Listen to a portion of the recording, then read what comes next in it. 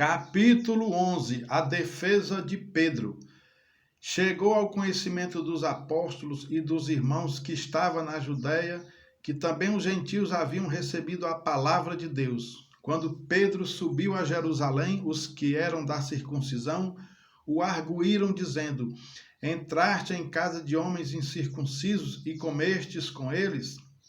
Então Pedro passou a fazer-lhes uma exposição por ordem, dizendo: Eu estava na cidade de Jope orando, e num êxtase tive uma visão em que observei descer um objeto como se fosse um grande lençol baixado do céu pelas quatro pontas e vindo até perto de mim. E fitando para dentro dele os olhos, vi quadrúpedes da terra, feras, répteis e aves do céu. Ouvi também uma voz que me dizia: Levanta-te, Pedro, mata e come. Ao que eu respondi: De modo nenhum, Senhor, porque jamais entrou em minha boca qualquer coisa comum ou imunda. Segunda vez falou a voz do céu: Ao que Deus purificou, não consideres comum. Isto sucedeu por 3 vezes, e de novo tudo se recolheu para o céu. E eis que na mesma hora pararam junto da casa em que estávamos 3 homens enviados de Cesareia para se encontrarem comigo. Então o Espírito me disse que eu fosse com eles sem hesitar. Foram comigo também estes 6 irmãos e entramos na casa daquele homem. E ele nos contou como vira o anjo em pé em sua casa, que ele dissera: Envia a Jope e manda chamar Simão, por sobrenome Pedro, o qual te dirá palavras mediante as quais serás salvo, tu e toda a tua casa. Quando, porém, comecei a falar, caiu o Espírito Santo sobre eles, como também sobre nós no princípio. Então me lembrei da palavra do Senhor quando disse: João, na verdade, batizou com água, mas vós sereis batizados com o Espírito Santo.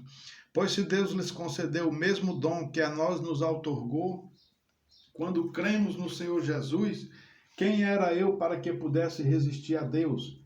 E ouvindo eles estas coisas, apaziguaram-se e glorificavam a Deus, dizendo: Logo também aos gentios foi por Deus concedido o arrependimento para a vida. Os discípulos são chamados cristãos em Antioquia.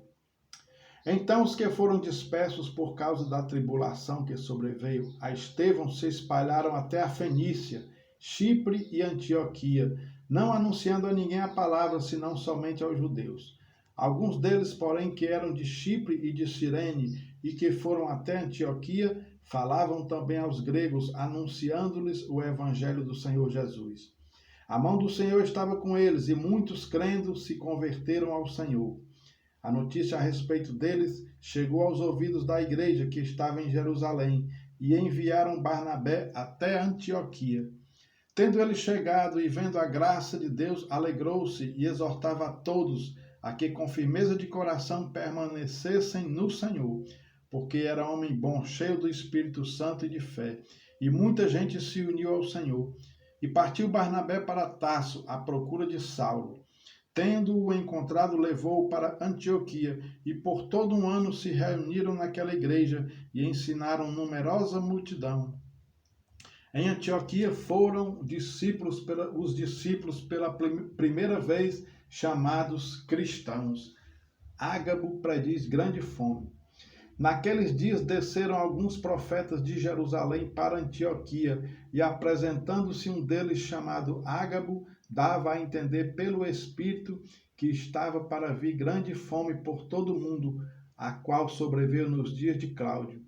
Os discípulos, cada um conforme as suas posses, resolveram enviar socorro aos irmãos que moravam na Judéia, o que eles com efeito fizeram, enviando aos presbíteros por intermédio de Barnabé e Saulo.